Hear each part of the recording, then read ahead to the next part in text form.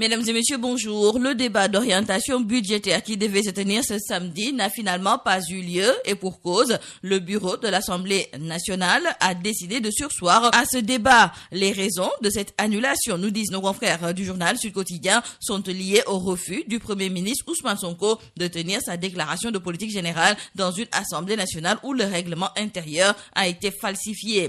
Ainsi donc, le bureau de l'Assemblée nationale dénonce les propos discourtois du Premier ministre Ousmane Sonko, qui, selon Abdou Mbow, a voulu réduire l'Assemblée nationale à sa simple expression en soutenant mordicus ne pas reconnaître le Parlement et qu'il ne viendrait pas tenir sa déclaration de politique générale et qu'il allait le faire devant un jury populaire. Mais de qui se moque-t-on? Ajoute Abdou Mbow. Pour ce dernier, le Sénégal n'est pas une rue publique. Le Sénégal est une république et dans une rue publique, on peut faire une DPG, mais l'institution qu'ils incarnent et le respect des institutions qu'ils veulent n'acceptent pas cela. Le bureau de l'Assemblée nationale, nous disent toujours nos confrères du journal Sud Quotidien, a demandé au président de l'Assemblée nationale de prendre contact avec le président de la République pour que ce problème puisse être réglé. L'Assemblée nationale renvoie le gouvernement, c'est le titre qui barre la une du quotidien LAS. Nos confrères reviennent donc sur cette polémique autour de la déclaration de politique générale et dans le journal Critique, c'est Abdoulaye Diouf Sarr, responsable à l'APR, qui se prononce sur la polémique concernant la déclaration de politique générale.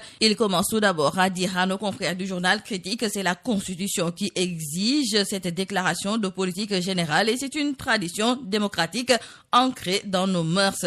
Il ne veut pas entrer dans les détails du règlement intérieur qui se trouve être le même sur lequel le Parlement travaille et contrôle la gestion gouvernementale et selon lui, c'est au Premier ministre de s'élever au-dessus de la mêlée pour comprendre les enjeux liés à cet exercice démocratique. Quoi qu'il en soit, retournons avec nos confrères du journal Tribune que l'Assemblée nationale a carrément refusé de recevoir le ministre de Sonko. Le bureau de l'Assemblée nationale déclare la guerre au PM, nous disent nos confrères du journal Tribune, qui nous parle déjà d'une crise institutionnelle qui est en téléchargement. Et il faut dire que ce bras de fer peut conduire, selon le docteur Momar Thiam, spécialiste en communication politique, à une dissolution de l'Assemblée nationale si elle ne corrige pas les insuffisances du règlement intérieur. Le docteur Momar Thiam, invité de l'émission Objection de la radio Sud FM, trouve que le bureau de l'Assemblée nationale, actuellement sous contrôle des députés du groupe parlementaire Benno Bokk Yakaar, ne pourra pas remporter le bras de fer qu'il mène actuellement avec le Premier ministre Ousmane Sonko autour de sa déclaration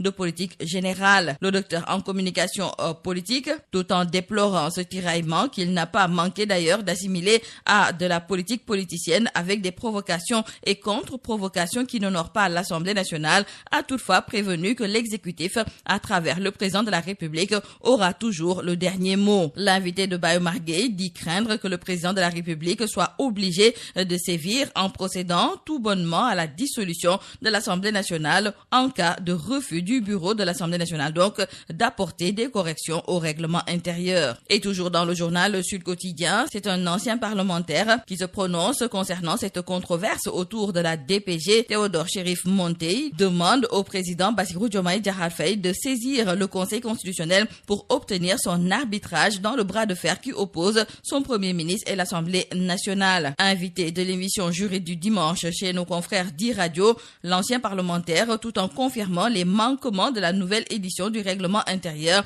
a estimé que cette carence n'est pas une raison valable pour que le Premier ministre Ousmane Sonko refuse de tenir sa DPG. Justement, nous restons avec le Premier ministre Ousmane Sonko qui était hier à Colobane pour constater de visu les opérations de déguerpissement. Ousmane Sonko, selon nos confrères du quotidien Le Soleil, a fait hier une descente au marché Colobane, mais aussi à Anse-Bernard. Et dans le premier lieu, il a invité le maire à faire preuve de tolérance en attendant de trouver les meilleures solutions. Au deuxième endroit, il a décelé et dénoncé une prédation foncière. Nos confrères du quotidien Le Quotidien reviennent également sur le passage du Premier ministre à Colobane où Ousmane Sonko a fait face à des ambulances surexcitées. Et pour calmer leur colère, Ousmane Sonko demande l'assouplissement des opérations. Le Premier ministre met la pédale douce, c'est d'ailleurs le titre qui barre la une du journal L'Info. Dans le journal Besbi le jour, nos confrères ajoutent qu'Ousmane Sonko prône plus d'humanisme dans le déguerpissement pour le moment et annonce des financements de la DER. Cependant,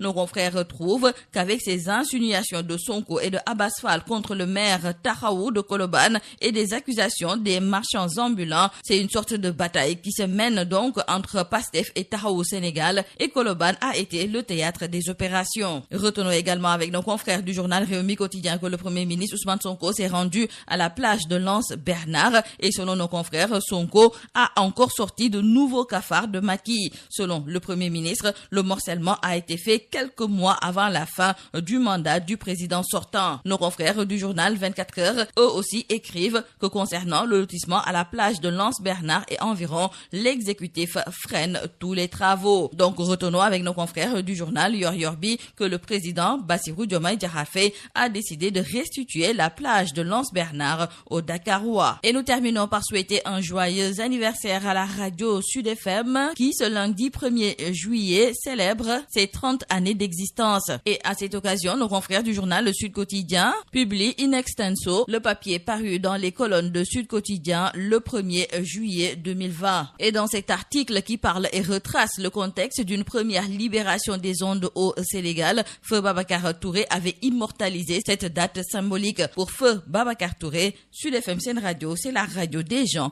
qui parlent aux gens. Joyeux anniversaire à nous, mais aussi joyeux anniversaire à vous, les auditeurs de la radio Sud FM. C'est tout à vos journaux et très bonne lecture.